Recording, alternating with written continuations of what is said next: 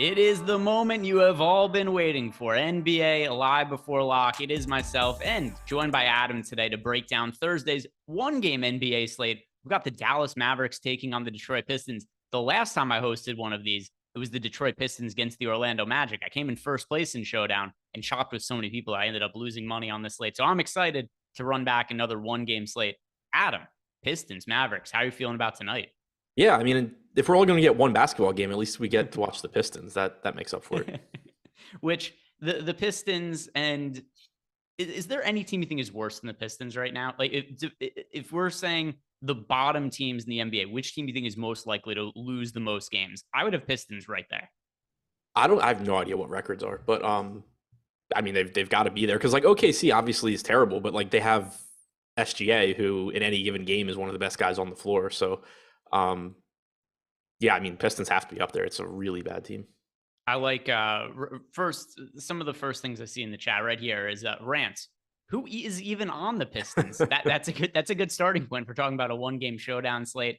As you guys come in, like the video, subscribe to the YouTube channel. Stephen Lubowitz pointing out that we've got Bill Lambier with a questionable tag tonight. And we actually don't have any injury news, really, which I'm actually a little bit bummed by. I would have liked to have come in and seen guys being questionable. So for people who were not aware before we started the show earlier in the day, Christian Wood was questionable, Jaden Ivey was questionable. And I was hoping we'd at least have that as a talking point and be able to talk about some of the different permutations of the lineups. But both of them are now expected to play. So that's not going to be anything that's a concern. But any kind of adjustments that you're making just based on the fact they were questionable early in the day, or we just assume they're good to go?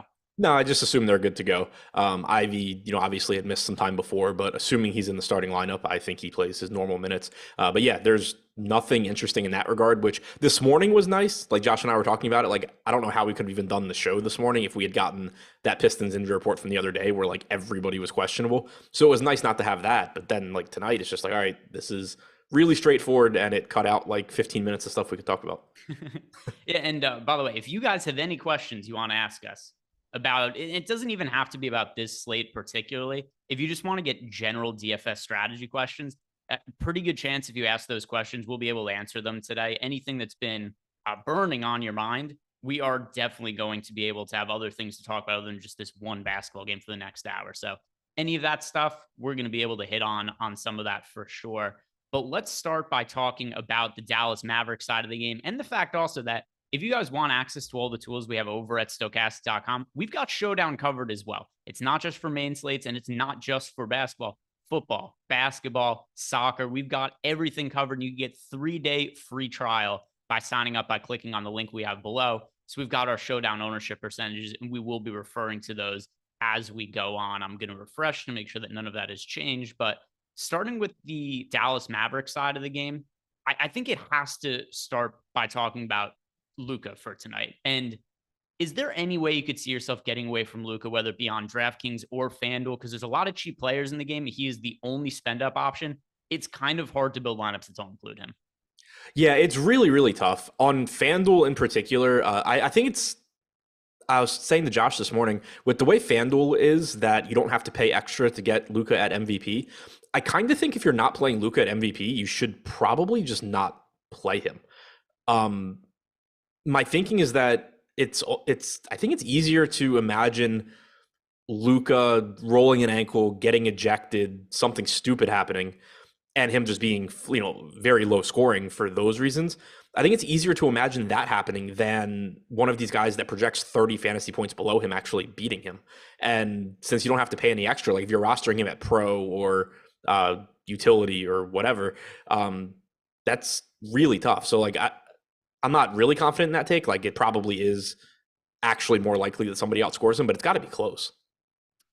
Yeah, I agree with you. And but one game NBA slates, which it's not my favorite if I'm being honest, but I do think there's something to be said for what has to happen for Luka to fail. And if somebody's playing a bunch of lineups, you want to hand build one or two of them in the assumption that Luka doesn't come through, which by the way, we're talking just to make sure we uncover every single stone here. Play Luka tonight. Absolutely play Luka. But just in the scenario where we're building a lineup, Adam, that maybe assumes that Luka could be getting hurt, who benefits the most in a scenario where Luka, like you said, rolls an ankle and only plays a few minutes? Dinwiddie and Hardaway, I think. Dinwiddie in particular, you could potentially get some more run for like Josh Green, but I think you would clearly get a lot of Dinwiddie. Hardaway already, started last game. I expect him to start again tonight. So um, those two in particular. But and yeah, it's not like I don't really want to build lineups that way either. It's just like my thinking here is basically if you look at every game Luka has played this season, his lowest fantasy score in FanDuel points is 42.8. The second highest projected guy on this slate for us is Christian Wood at 31.2.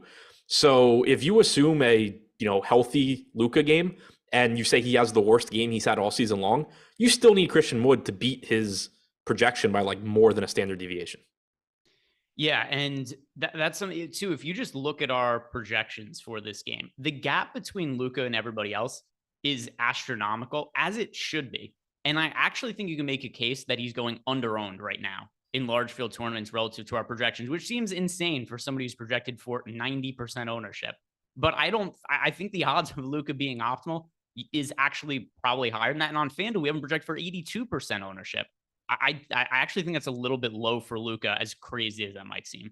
Yeah, I agree. On DraftKings, I have him going a little bit over-owned in captain, but then going under-owned in utility. That said, I'm still just jamming him in at captain. I would rather just mix in low-owned random pieces from the Pistons and the Mavs that I think are a lot closer together than be avoiding Luka at captain. But on FanDuel, again, because it doesn't change your lineup any, you're not paying any extra money. I really think he should basically be whatever 100% minus chance of injury minus another very small percentage for somebody actually outscoring him is. Yeah, we got some questions in the Discord chat about Kemba Walker. He's not going to be playing today, so we don't have to worry about him. A couple other questions that came in. One is from Steven Leibowitz. He's talking about for football and NBA showdown. He says that he feels less likely to want to leave money on the table for NBA than NFL. Do I agree? So I'm going to answer this in a couple of different ways. First, I do think it makes more sense to leave money on the table for NFL than NBA, but it doesn't mean you shouldn't leave money on the table for NBA showdown. Even as I'm looking through just the lineups I crunched and some of my ones that are projected the highest, this isn't even accounting for anything other than just what accounts the best. I have a bunch of lineups that are towards the top of my projections that still leave a lot of salary on the table. And those lineups are also way less likely to be duped than some other lineups. So I have no issue at all with leaving a lot of money on the table for NBA. Yeah, I mean, I think it sort of depends where you're doing it too. Like it's not apples to apples. If you're saying like, let's say you build your favorite Luka at captain lineup and then you just like remove Luka and put somebody else at captain, you're saving money, but in a really shitty way. If you build a lineup where like you have Luka at captain, you have, a bunch of other good players, and then you say, I'm going to make Jaden Ivey be Sadiq Bey or something like that. Like that's totally different because obviously Ivy projects better than Bey, but Bey is going to beat Ivy more frequently than Doncic just isn't going to be in the winning lineup. Yeah, and here's where I think it's really reasonable to save money. It's kind of the same as what you said before, but all right, Christian Wood is $8,000 on DK. Spencer Dinwiddie is $7,400. If you build a lineup and you have one spot left and say you have $8,200 left over, there isn't that big of a gap between Dinwiddie and Christian Wood. In fact, I actually have Dinwiddie projected higher than Christian Wood. And I think that you could then say like, all right, I'm going to leave money on the table. And I think there's a pretty good chance you're going to have a different looking lineup because people who are generally playing these are a lot of people who are hand building, and they're going to be more prone to leaving or using as much salary as possible. So just some easy pivots where it's like, hey, instead of Christian Wood, I'm going to play Spencer Dinwiddie at a cheaper price point, and just playing somebody that's comparable for a few $100s less. I actually think it makes a ton of sense in these contests. Yeah, I agree with you. It's really just like figuring out how to do it in a way that doesn't just completely tank your chances of winning. Mr. Moneybags, besides Luka, who is your favorite captain on DK? So let me look through and see who I got to the most outside of Luka. So for me, that is Christian Wood. And Christian Wood is a really difficult player to project because, well, first, Jason Kidd's rotations. The guy, some of his quotes to the media, he's a moron, right? Because he says stuff like, did you see the G League player they called up the other day? And Jason Kidd says, I hope he gets a chance to play. Yeah, you're the one who's making it's your call. That's always my favorite from coaches. Yeah, like you don't have to prey on it. you just show up and put him in the game the next day. It is as simple as that. Right. But it's the same thing where Jason Kidd, the other day, Christian Wood starts the second half for the Mavericks. I'm pretty convinced he's going to be the starter going forward. And not only is that not the case the follow-up game, but we see Christian Wood actually play less minutes than he's played in some other games. I assume Christian Wood is going to start at some point. It just isn't right now, but his minutes are so all over the place that it lends really well to DFS upside because he's not really priced for his upside. Because if you look at his recent games, 26 minutes, 32 minutes, 23 minutes, 34 minutes, 17 minutes, 26 minutes, 31. The playing time is all over the place. I like him as a captain just on the chance we get one of those 32-minute games. Yeah, I'm not sure he ever starts. Like, the guy can't defend, and Jason Kidd hates it. But I do agree that within any given game, there is upside. And he's also just a good point per minute guy. Like, even if he only plays 26 minutes today, he can absolutely torch Detroit. No doubt about it. I'm rerunning lineups right now, but prior to the show, my highest owned non-Luka captain on DraftKings was Dinwiddie, which I think he projects very similarly to Christian Wood. We just have him projected to get a little bit less ownership. And then also there is, and this wasn't really a reason I played him, but it does make me like it also. If Luka does have a relatively disappointing game for one reason or another, there is a pretty good chance that Dinwiddie steps up and has a little bit bigger game than normal. So there's that as well. But really for me, it's if Wood were projected for less ownership than Dinwiddie, I would probably have more Christian Wood at captain. But as is, I have more Dinwiddie. The next question we have is for Mr. Sledge to you. Stewart or Hardaway in the utility for a DK single entry? Okay, so this is Stewart or Hardaway. I was just rerunning FanDuel lineups. I have lineups built out for DraftKings and FanDuel. So anybody's questions for either site, I am ready for those. So he asked Stewart or Hardaway. All right, I have them projected really similarly. So let me see who is lesser owned of the two. Hardaway and Stewart, also fairly similar ownership. I'm going to lean towards Stewart, though, because he is projected for 27% ownership overall to Hardaway, 36%. With them projecting fairly similar for me, I'll go with Isaiah Stewart for the 9% less ownership. Adam, Stewart, Hardaway, do you have a preference? Stewart for me. I have him projected slightly ahead of Hardaway, and we have him projected to be lower owned at utility than Hardaway. So leaning Stewart. We did get 31, 32 minutes from Hardaway last game. If he plays that again, then he's going to project a little bit higher than we have him right now, but I don't think that playing time is necessarily guaranteed. And then the other thing is, in 266 minutes with Luka on the floor this year, Hardaway only has a 17.7% usage rate. He's averaged 0.65 DraftKings points per minute. So him starting does mean more playing time on average, but it doesn't necessarily mean a ton more production. Yeah, so I'll answer this because Brad Clayton in chat said, you have to be a complete idiot and fool to think that Christian Wood was going to start the last game. I don't understand the host obsession with Christian Wood. First of all, I'm not obsessed with Christian Wood. I just think relative to this game on a one-game slate, he makes sense. But you have shown me the poster of him over your bed, Greg. Yeah, it's a picture of him naked. It's Photoshop, but whatever. We make do with whatever we can. But there was real reason to think that Christian Wood was going to start last game. For starters, reporters reported that Christian Wood was going to start, which they're more plugged in than I am. And then also the fact that Christian Wood started the second half of the game before, it just kind of stood to reason to me that reporters are saying Christian Wood is going to start. Christian Wood started the second half of last game. What I think of the players doesn't even really matter in that scenario. It just kind of made sense to me that Christian Wood was going to start, but he didn't start. And it was just easy to kind of go elsewhere. But I do think Christian Wood is going to start at some point this year just because reporters have said that he's going to start and they know better than me.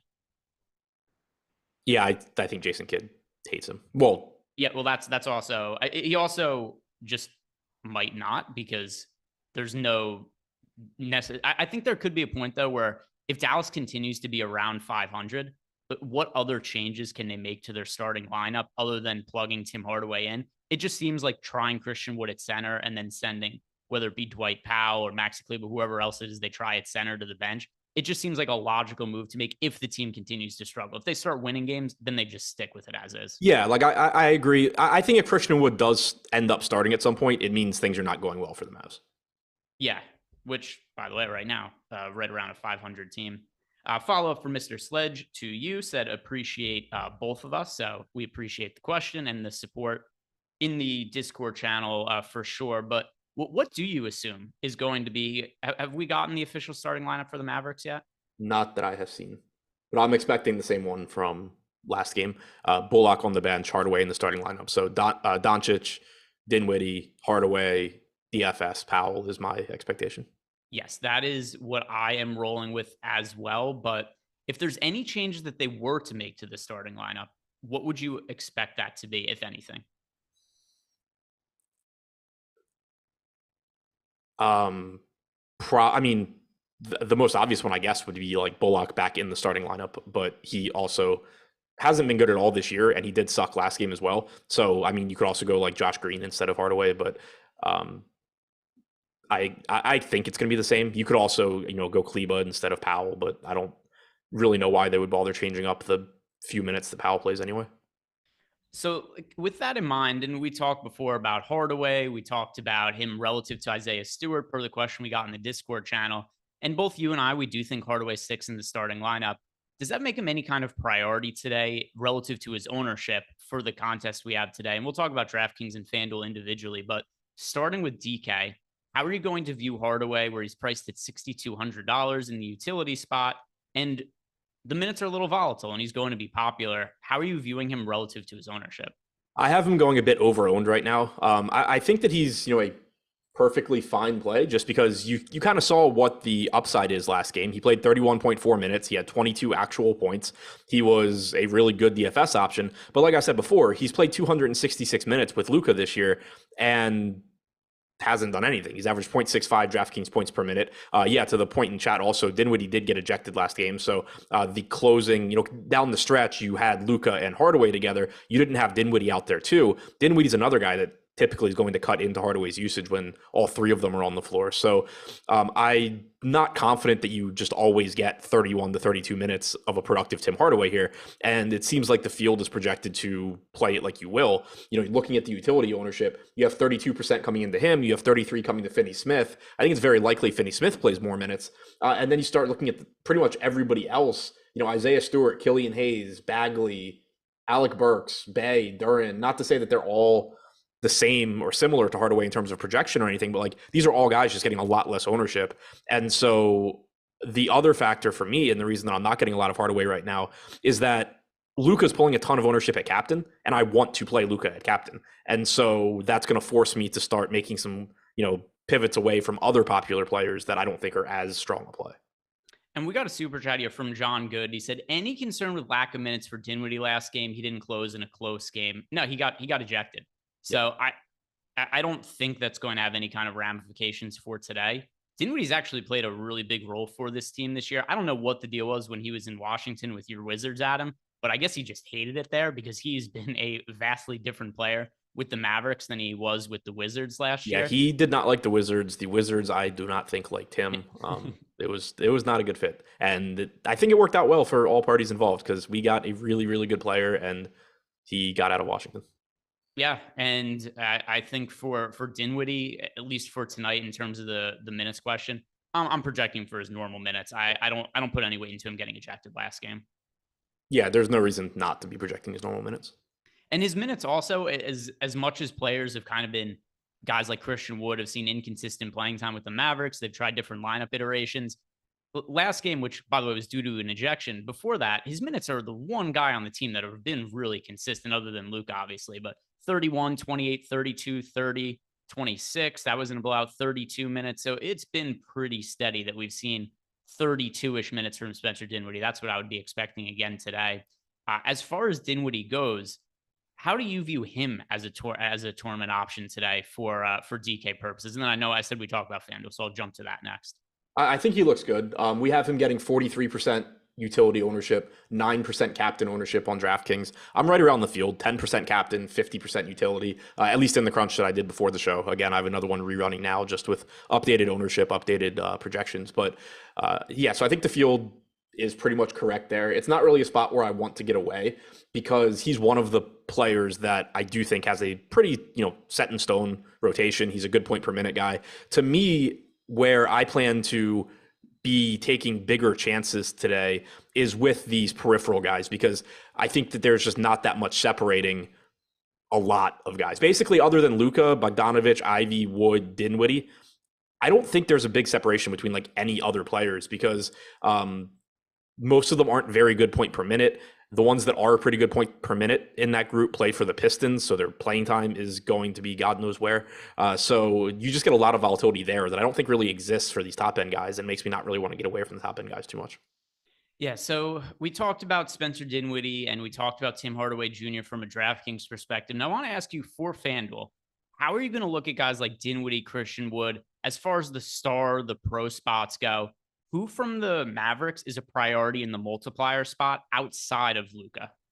So I think in the non-MVP multiplier spots, Bojan Bogdanovic is really interesting to me because he's only getting 8% at star. He's getting about 11% at pro. I think he might be getting slept on a little bit because he only played 19 minutes last game. And I think there's probably a tendency for people to just be like, oh, well, Bogdanovic missed time, then he played 19 minutes, so he's being limited and he might be limited again today. I don't think he was limited in that game. He played 16 minutes in the first half. He played the entire first quarter. So for one, that is a sign that I don't think he was limited. Typically, when guys are going to be restricted when they come back from injury, you don't have them go run for 12 minutes straight if you're concerned about them getting rehurt. So I read the first half rotations as a really good thing. In the second half, they played about 3 minutes and 15 seconds and just got hockey line changed out. And then Bogdanovic just never came back. So I think if this game is relatively competitive, you're probably getting the normal 31 to 33 minutes that you get from Bogdanovic. And he is a good point per minute guy. So I don't think there's a huge gap in expectation between him, Ivy, Wood, Dinwiddie, and he's just getting less ownership than all of them. He's also a little bit less expensive. Not that that matters a ton here. So I do like the lack of ownership coming in there. And then I guess Dinwiddie would be the second one, just because, again, he is getting a little bit less ownership than Christian Wood, and I think that they are very comparable. Yeah, I don't disagree with any of that. And but we just got a very cool super chat. DC24 in the hospital, patiently waiting for my wife to deliver our first child. So congrats, and listening to you guys. Appreciate that this is what you're doing while you're waiting for your child to be born. She doesn't mind it also. I think I did okay. First off, congratulations. Do you know if it's a boy or a girl? Be curious to know, but congrats on your first child. That's really cool. And also, what snacks are at the hospital? Because I know for me, my dad has brought this up for the last 32 years, that when I was born, Overlook Hospital was out of pretzels, and he's held it against me for 32 years that I was born on a day there was no pretzels in the vending machine. He's brought it up once a week for the last 32 years. So I would be curious to know what kind of snacks are available. But once again, congratulations. That's awesome. Congratulations. We have I thought there was one more super chat. No, just the one. That was much more important and uplifting message than any of the nonsense in the Discord chat right now. But if you guys have basketball questions, definitely throw those in for us to answer. Now, going through the rest of the Dallas players, let's look at some of the value options, because we've talked about Dinwiddie, we've talked about Hardaway, we've talked about Luka. If you're saving money with any of the Dallas players, who is the number one value option that stands out to you from the Mavericks side? I guess Dwight Powell, if we're talking like cheap value. I don't feel very good about it. He did play 18 minutes last game.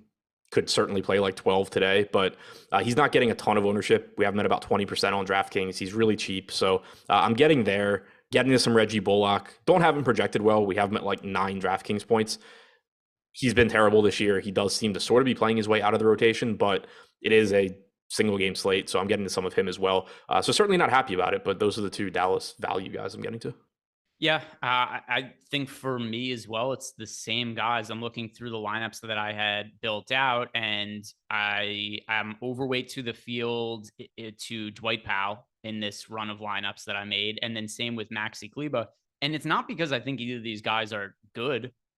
It's just the fact that there aren't that many cheap guys to roster today. It would have been a totally different scenario had Christian Wood and or Jaden Ivey been rolled out, but they weren't. They're playing, and it just makes it so that there aren't these real punt guys to get to. So yeah, for me as well, Dwight Powell is number one, and he's been not good this year, especially not from a fantasy standpoint. But considering his price point on DK at $2,200, he realistically could score like 12, 13 fantasy points. And if the high end guys go off, that could be enough for the slate. Yeah, exactly. And he's pulling ownership, but of the guys that like we know are going to play minutes, he's getting like the least amount of ownership. So it's not like he's going wildly over owned or anything. I had him being in the optimal utility spot around 28% of the time. He's getting 20% ownership. So makes him look, pretty good there. Again, not going to be excited about him, but he's just really cheap. Got another super chat from Jorge. Let's follow up on that. He's not the only one. I'm at the pet hospital waiting for my pet spinal cord surgery, and hearing you guys just distracts me and calms the anxiety somehow. Thanks, guys. So this is apparently who's playing the one game DFS slate today, Adam. It's people who are at a hospital with nothing else to do. They're like, Yeah, you know that what? answers it. DFS. We're trying to figure out how many people are going to show up to watch the show today, and turns out everybody who's at a hospital. So Jorge, I hope everything goes well with your pet. You know what? Veterinarians, extremely impressive. I couldn't Human do it. doctors only work on humans. If you're a vet, you have to know giraffes, you have to know dogs, you have to know lizards. That's an incredible, like not only that, but human doctors, not only do they only do people, they only do specific parts of people. The brain doctor doesn't do the heart. If you're a vet, you have to do this for every animal. It's impressive stuff. Yeah, So I hadn't thought about it like that. I just like animals more than people, so I couldn't deal with like the sick animals and stuff. So Jorge, I hope I hope everything works out, and keep us updated on that. By the way, we just found out Kemba Walker, no timetable to make his Mavs debut. So we did see questions about it earlier, what we're expecting Kemba Walker's role to be. I didn't know coming in. I actually, for one game slate, I'm kind of happy he isn't there, because even if he was active, I wasn't sure if he was going to play or not. And I have no clue what his role is going to be for this team. I know they need other guys who could actually create offense who are not Luka Doncic, but I'm not exactly sure what Kemba's role is going to be. Yeah, I think he's just kind of backup ball handler. They've asked, or Kid has said a couple of times this year that, like, when asked about what they have in terms of ball handling outside of Luka and Dinwiddie, he's kind of just like, I don't know, maybe I'll start playing again. So I think it's just kind of emergency, maybe play a few minutes here and there type stuff. And then just to round out some of the Dallas roster, other players that we have not yet talked about, Dorian Finney-Smith, he's somebody in the mid-range who, kind of a neutral play to me, just kind of a name who, if I was to have hand-built the lineup and he showed up with the remaining salary, I think that he would be certainly serviceable to fill in. At the same time, also, though, he's projected for where's the ownership on him? A fairly hefty 38% ownership. So do you think that the ownership on DFS is warranted, or is it a little bit too high? I think it's warranted. I'm getting pretty close to it. I have like 27% at utility. I don't have any at captain. He's been terrible this year from a fantasy standpoint. This is something we talked about the other day when we were talking about Dallas. Luka's been so good this year, and he's doing so much that it's made guys like Finney-Smith and Bullock that typically aren't good fantasy options anyway. Like, he's made them completely non-existent. Finney-Smith, typically averaged in previous years, around 0.7 fantasy points per minute. This year he's at 0.55. 0.62 DraftKings points per minute. Bullock's down below 0.5 fantasy points per minute. Maxi Kleba 0.5 as well. So we have really seen Luka's just massive role in doing everything cut into these guys. But at the same time, Finney-Smith is inexpensive. You know that you're likely to get at least around 30 minutes from him. He's only 4,800. So I do think getting him, around the field, like you said, basically it's just the last guy in, makes some sense. Yeah, a little bit too popular to me, but at the same time too, there just aren't that many guys to play at that price point. We got another question in our Discord channel for Mr. Sledge to you. He wants to know Hayes or Dinwiddie for a DK single entry in the utility spot. So if it's just one or the other, that is Dinwiddie for me. I've been under projecting Killian Hayes a little bit as of late, maybe some bias built in because Killian Hayes just has a long history of not being a great fantasy producer. But I have to go with Dinwiddie if it's just a 1v1. You're trying to figure out who scores more. Yeah, it's Dinwiddie for me as well. I have a lot more. So Dinwiddie is the answer there. Is there anybody else from the Mavericks? We'll start with the DraftKings standpoint, then we can talk about it on FanDuel. Anybody else do you think is worth taking a flyer on the Mavericks as far as DK goes?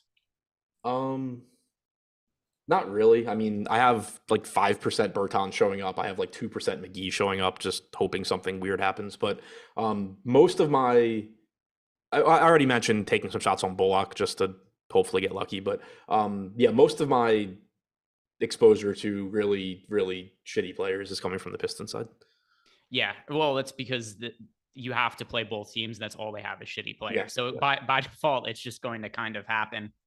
But talking about this from a FanDuel perspective now, it's hard because the way the pricing works on FanDuel, I don't really think there's that many guys that are worth taking flyers on from the Mavericks, at least, because you start to look at some of the guys like Dorian Finney-Smith is relatively cheap on FanDuel at $9,500. And with some of his defensive stat upside that we've seen in the past, I think that he makes a little more sense on FanDuel than he does on DK. But then also just because of the way the salary structure works, there isn't a need to take a chance on a punt like Dwight Powell in the same sort of way on FanDuel as compared to DK. It's just unnecessary. So are there any cheap players you really like on FanDuel from the Mavericks? Because the answer for me is no. Yeah, I don't really think so for the reasons you said. On DraftKings, you kind of get forced that way because you do have to pay 1.5x for Luka at captain, whereas on FanDuel you don't. So there's not as much merit to just hoping to get 10 points from Dwight Powell or from Reggie Bullock. So on FanDuel, I think it's really tough to want to get to any of those really low projected guys. Anything else you want to talk about at all from the Mavericks? Anything we missed talking about? I don't think so. All right, let's tell people the easiest way to make money today, because we're talking about a one-game showdown slate. Things get a little dicey, but free money, that works forever. And BetMGM is going to give you guys $200 if you sign up right now. All you have to do is click on the link below or that Jordan's about to throw into the YouTube chat. And when you click on that link and place your first bet at BetMGM is a $10 moneyline bet on a World Cup soccer game, it's going to pay out $200. It is that easy to make $200 on BetMGM when you make a new account. So take advantage of the offer. It's only going to be around until Sunday, at least as of now. And then we get deeper into the World Cup and the offer goes away. So if you have not taken advantage of $200 free from BetMGM, you're running out of time. So do it now.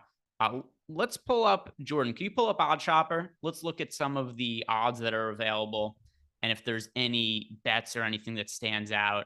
And we could use this also to try to bring some additional value to the people. So, Adam, I know you talked earlier about liking some Luka bets. Here's one that I like for today. And it's something that Eric bets almost every single Pistons game, but over 18.5 points for Bojan Bogdanovic. I have him projected around 20 for today. And he's also been a pretty consistent scorer. And there hasn't really been any adjustment to his props since the Cade Cunningham injury. And I actually think overall for the season now, we've seen Bogdanovic hit the over on his points prop in something like 80% of his games because the line is just always a little bit too low. So I know he's coming off a 13-point game, but that was a blowout loss to the Knicks. 18.5 points, a little bit too low, in my opinion, with Cade Cunningham out.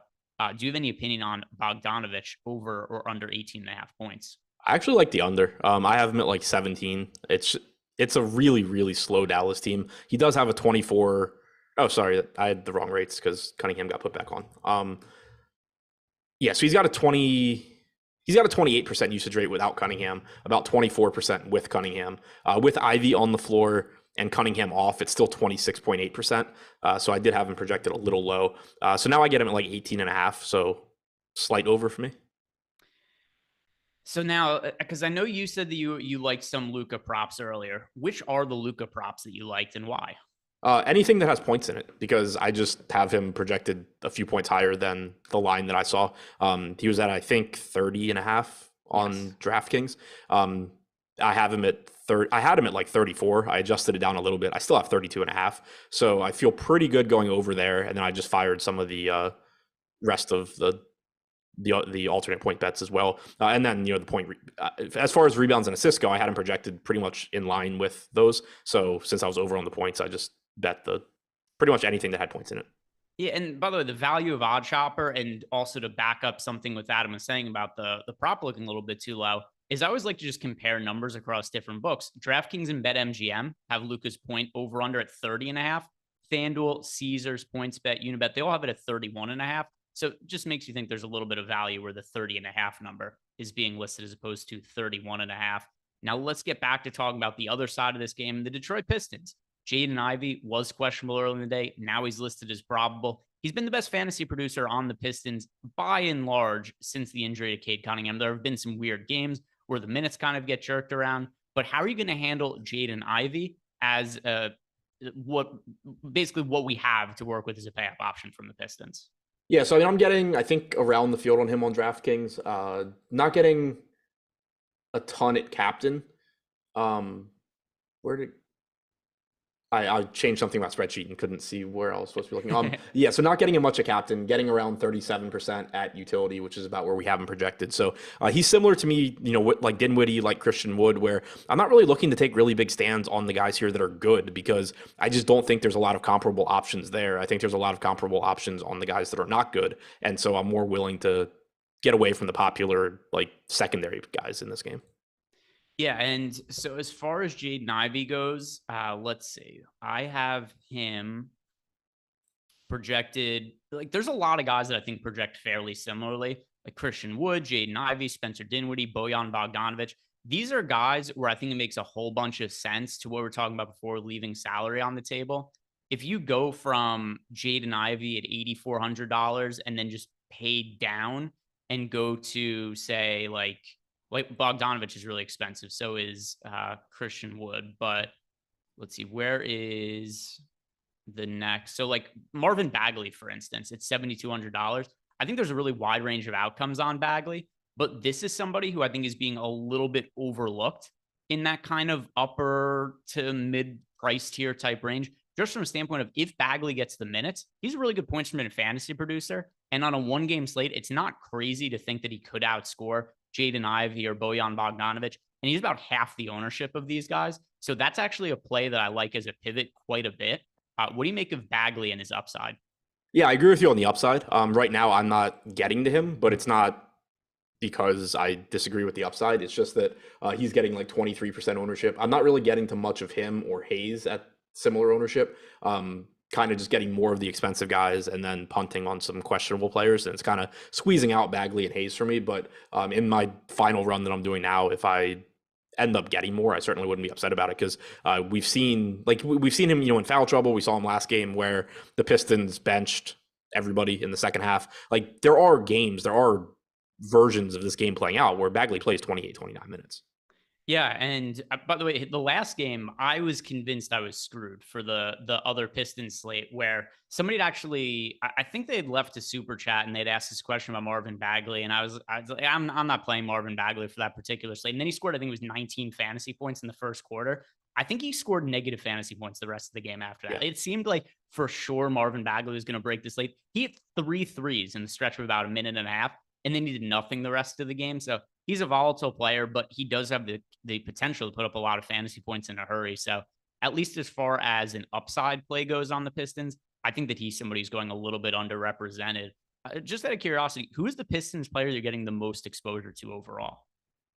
I would rather not answer that question, honestly. It is Amadou Diallo. Oh, can I? Okay. So Diallo. Tell the people why Diallo. He's good point per minute. I'm not confident he plays today. If this game's competitive, I do not know if Amadou Diallo is in the rotation. He was not in the rotation last game until garbage time. They played Corey Joseph ahead of him. I do think Corey Joseph probably gets kicked out of the rotation today with Jaden Ivey back. That's not a guarantee. It's the Pistons, who knows? But Corey Joseph not likely to, at least not likely to play, like as many minutes as he did with Jaden Ivey out. Again, I don't think it's particularly likely he's in the rotation, but Amadou Diallo, 0.8 DraftKings points per minute this year. He's really cheap. He's not getting any ownership. He's projected for 1% ownership. So that's really what it is for me, is that I don't know if the guy's going to play, but if the game blows out and he plays, you're probably going to be happy with him at 1% ownership. He's been in the rotation consistently up until basically the last game. So he could just be out there again today, although I do think Kevin Knox has jumped in front of him. Yeah, it's just a spot where I don't like most of the cheap options here. So I'm just playing a bunch of Amadou Diallo and hoping that I run good. What is going on with Antonio Brown right now? I'm seeing people commenting on the chat. Jordan, do you know what the Antonio Brown situation is right now? You're muted, Jordan.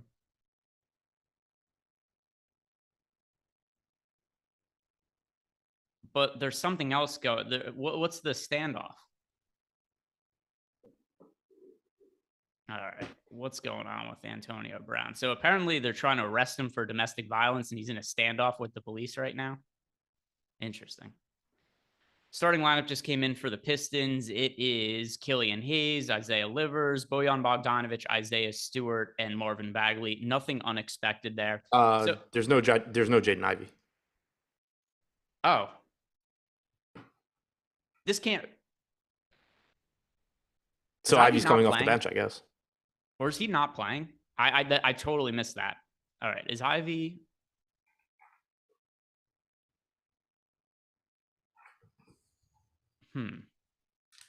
It wouldn't be one of our live before lock shows if we didn't just get a random starting lineup missing a starter. All right. So I think Ivy still plays in this game. This does feel a little bit different than, say, like the Keldon Johnson situation that you and I had a Yeah. couple weeks ago. But I have basically no interest in Jaden Ivey now. And with this coming out 19 minutes before the game, I don't think people are going to react to this news appropriately. Yeah, I'm trying to figure out how exactly I'm going to react to it. Yeah. Yeah, I mean, so I do. I think he's still playing unless we hear otherwise. Like you said, I don't think this is the Keldon Johnson situation where he's in the starting lineup and then he gets taken out. That's totally different. I think this is more likely to be the Toronto situation where like Scotty Barnes came off the bench his first game back. I think it does mean that instead of the 32, 33 minutes you normally give Ivy, you probably need to be giving him like 26 or something. Does this make Isaiah Livers? So Livers $3,400 on DraftKings. On FanDuel, he's 6,500, so close to the min price over on FanDuel. I know Livers is absolute shit as a fantasy producer, but when we're talking about potentially playing Dwight Powell, does this bring Livers into play now? Kind of, I guess. I still don't think he's going to play a lot of minutes, and he's a 0.6 fantasy point per minute guy. So I don't feel, it's not like I feel any more confident in him than I do Dwight Powell, but certainly he's going to make him look better than if he were coming off the bench. We've got Vinny C. Hashtag producer Cam Jordan. Jordan, what do you think? Vinny wants producer Cam. Oh, yeah, it's all because of the layouts. All because of the layouts.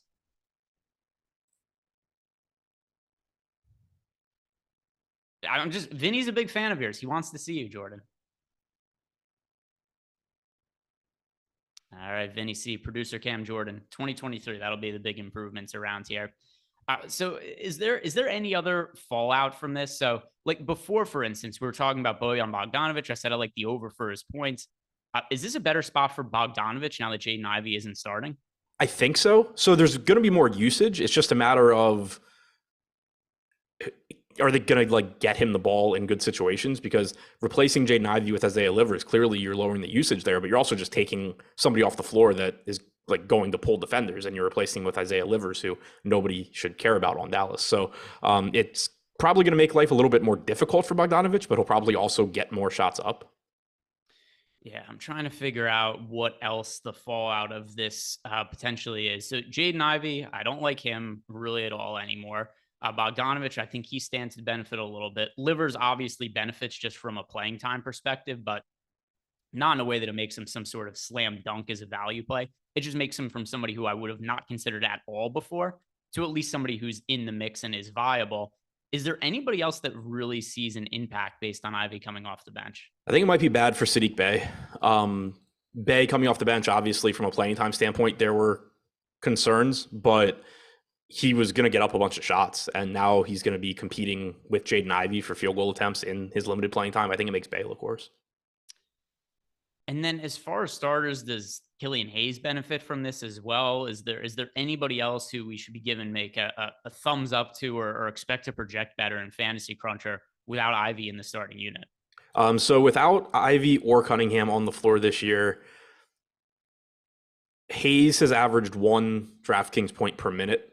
Bogdanovic, by the way, is at 0.91, but he does have a 30.3% usage rate. So kind of what I was expecting. The production on average doesn't really increase, but the ceiling does.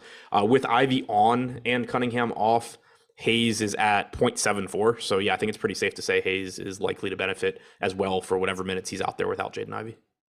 Yeah, so that's somebody else that I think helps. So kind of in the similar vein to you talking about Saddiq Bey before, Alec Burks is somebody else who I think could see a reduced usage here, just from the standpoint of, and already Burks's playing time is going to take a hit with Jaden Ivey coming back. But now Burks is going to have to play more of his minutes alongside Jaden Ivey. I can't imagine that's a good scenario for him. So I really do think this hurts a lot of the bench guys from Detroit, because you went from the scenario where there was a ton of usage available to now it's going to kind of be guys fighting for the ball. Because as far as bench players go, Alec Burks, Saddiq Bey, Jaden Ivey, like these are guys that need the ball in their hands that come off the bench. And I don't think any of them are going to be playing a massive amount of minutes. It's a shitty situation in the Pistons bench now.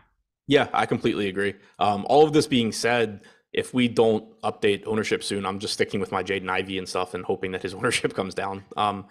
But and like with Ivy too, his ownership probably shouldn't come down too much because there's not that many guys that you're comparing him to in this game where they're really good. Like if Jaden Ivey plays 24, 25 minutes off the bench with increased usage, not playing alongside Bogdanovich, has the ball in his hands more, he's going to project lower, but not that much lower. Well, my biggest concern with Jaden Ivey is just how many minutes does he play coming off the bench? Because I think to me, the move off the bench is a signal of, hey, this guy has missed, 3 games now, Jaden Ivey? And to me, they're bringing him off the bench just to bring him on slowly and limit his minutes. The Pistons, we were talking about them at the top of the show, might be the worst team in the NBA. And there's just no need to push somebody and potentially force an injury. So I think that Jaden Ivey goes from playing, the 32 minutes he was playing before to maybe like 26.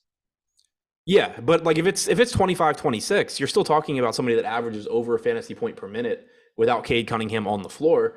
If he were to, so let's just say 26 minutes and he scores 26 DraftKings points just for like an easy number, that still projects higher than every player on this slate other than Luka, Bogdanovich, Wood, and Dinwiddie. Yeah, no, fair enough. I do just wonder though, and like we'll see when ownership gets updated, if people don't react to this news at all and Jaden Ivey just maintains the exact same ownership, that's where I think it's a little bit too high. Because if people are making zero adjustments based on this, which I think that's where it maybe is a little bit incorrect. If people are playing Jaden Ivey as a bench player at the exact same rate the field as him as a starter, then I think that's a mistake, but that might not be the case. I agree with that. Also, I just looked. He's played 66 minutes this year with neither one of Cunningham or Bogdanovich on the floor. He has a 38% usage rate and a 29.5% assist percentage. Pretty good. Yeah, 1.4 DraftKings points per minute. Those are some pretty insane numbers. Let's talk about some of the other big men for the Pistons and what are you doing with their front court? Because I mentioned the merits to getting Marvin Bagley as a tournament play and some of his upside there. But when we got guys like Jalen Duren who comes off the bench, we talked about we don't like Saddiq Bey as much anymore. But how do you view Duren as a potential value option in this game? I think he's interesting in tournaments just because of the upside. There's so many times he just finds a way to get 26, 27 minutes, whether it's the game blows out and they give him some extra run, whether Bagley's in foul trouble and he gets some extra run. Obviously, it's not quite as cut and dry now that Isaiah Stewart's back, but they are typically playing Stewart alongside those guys. So I like the upside that Duren gives. Right now, I'm getting him around 26% of the time. Again, I'm hoping to be able to rerun stuff. Not sure if that's going to be the case or not. But right now, I have like 25, 26%. We haven't projected around 24%. So pretty much where I'm at. We have a question in the Discord channel from Big Dream. Big Dream wants to know from a strategy standpoint, if someone like Luka is really low to fail, say maybe a 10% chance, is fading him every single showdown the right play if he truly does fail 10%? You have a huge lead on the nuts 10% of the time.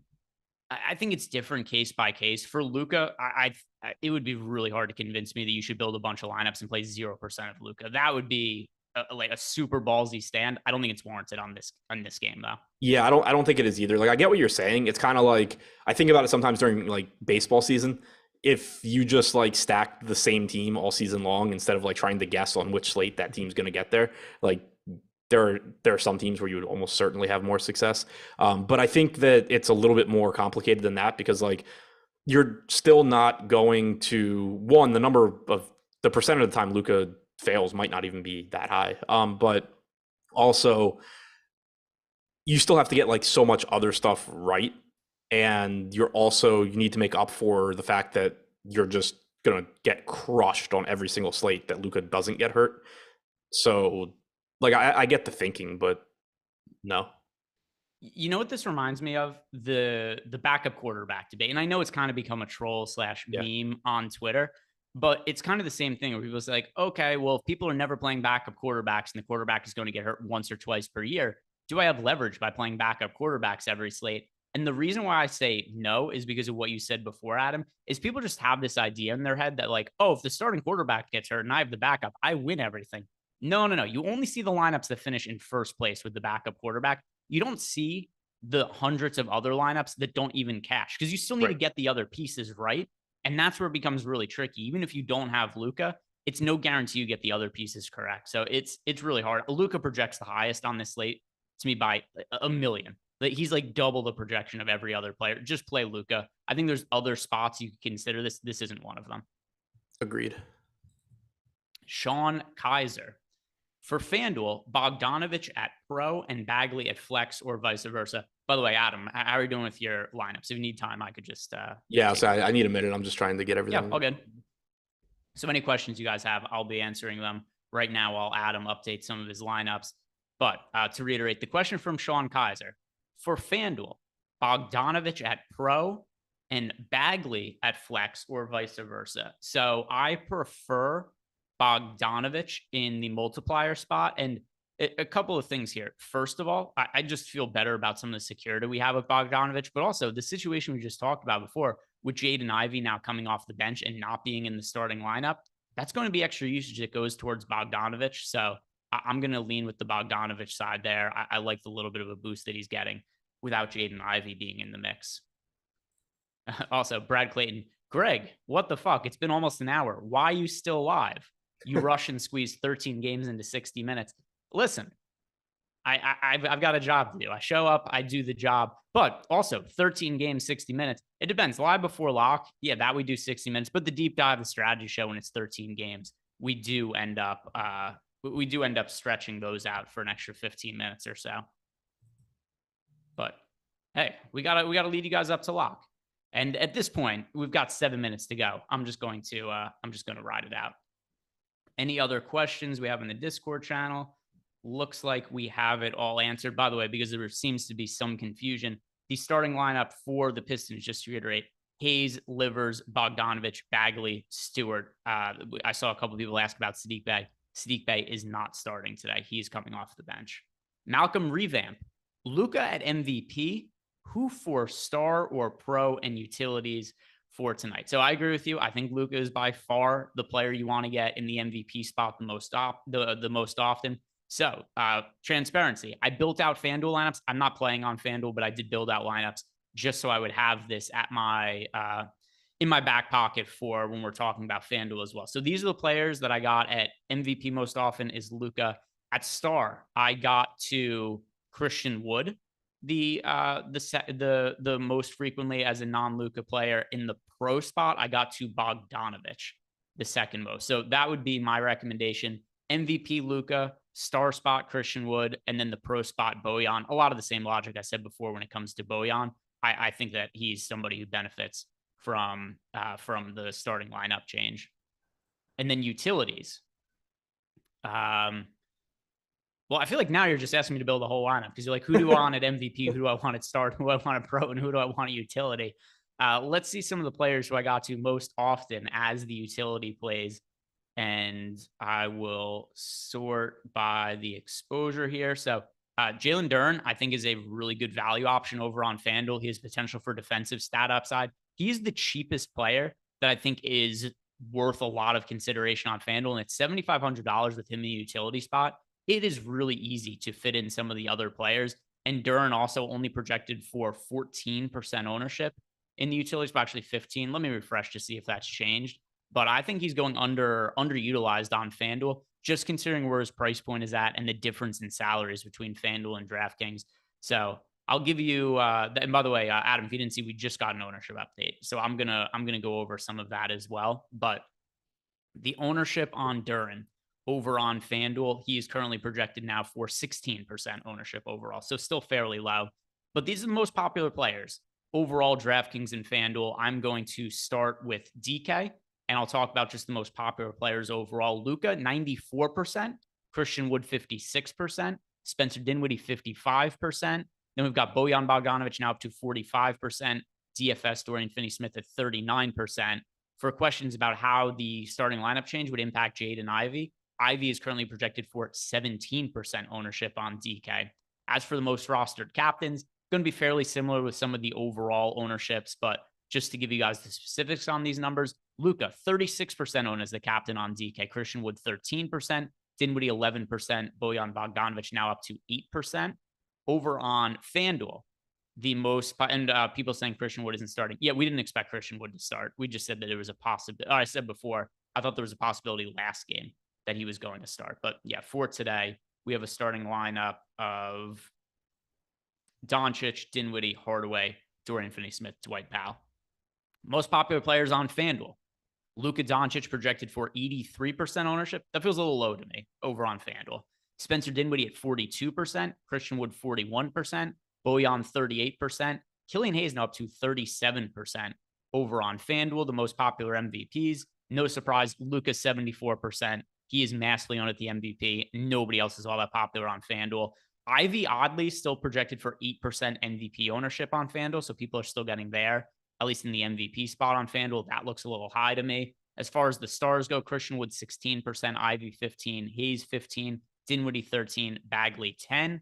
In the pro spot, Dinwiddie 12%, Bogdanovich 12%, Stewart 11%, Wood 10%, Hayes 10%, Bagley 10%. It's a very, very spread out there. How are you doing on your lineups, Adam? They're running, so Right. I'll be good. I don't know what I have yet, but okay. Did you I don't know if you heard that, but what's your reaction to Jaden Ivey dropping to 16% ownership on DK? I still have him going. I think that's about where he should be. I had him being optimal around 14%. Yeah, I think that makes sense. Before, what I was saying is if Ivy didn't drop in ownership, I thought there was no reason to play him. Now, if you have him in a handful of lineups, it's okay. But I wouldn't have wanted to play him at 35% as an option there. Yeah, I'm not gonna get to him. I kind of wish that I was. We don't have him projected that high. I think I would go a little bit higher. Like we have him at 20 minutes. I think it's still likely he plays like 22, 24. William Collins, Wood, or Dinwiddie for FanDuel. Let's see the most recent ownership update for FanDuel and what it was between the two of them. So Wood versus Dinwiddie. I am going to, just all things being equal, I'm going to lean with Christian Wood in that spot. We've got them projected for comparable ownership. I prefer Wood a little bit, but I don't think you can go wrong with either of them. It's fairly close. A little bit. Yeah, I think they're both fine. I'll probably get to a little bit more Dinwiddie. Yeah, and then also FanDuel scoring a little more favorable for Wood, DraftKings scoring a little bit more favorable for Dinwiddie. But I will say Wood for that. But either one, I don't think that you have an issue with. Let's see. Anything? We're all caught up on messages now. We're all caught up on super chats. If you guys didn't do it yet, do us a big favor. Like the video and subscribe to the YouTube channel. Adam and I stretching out a one-game slate to a full hour-long show. Is there anything that popped up in your lineups that you were not expecting that we could finish the show with? No, I think it's pretty much what I was expecting. Like I said, I'm not getting to Ivy. I wish I was getting to more, but nothing I can really do about it right now. But yeah, and to reiterate, like I'm probably going to play a good amount of Diallo. I don't necessarily think he even steps on the floor, but we don't have him projected for any ownership, and he's really cheap. All right, guys, that is going to do it for us today. Thank you very much for watching. Thanks for sticking around and hanging out. Congrats to DC, firstborn child on the way. That's really cool. Love to see stuff like that come in the chat. If you guys didn't do it one more time, like the video, subscribe to the YouTube channel, and stick around. About 15 minutes, NFL Live before lock is coming up.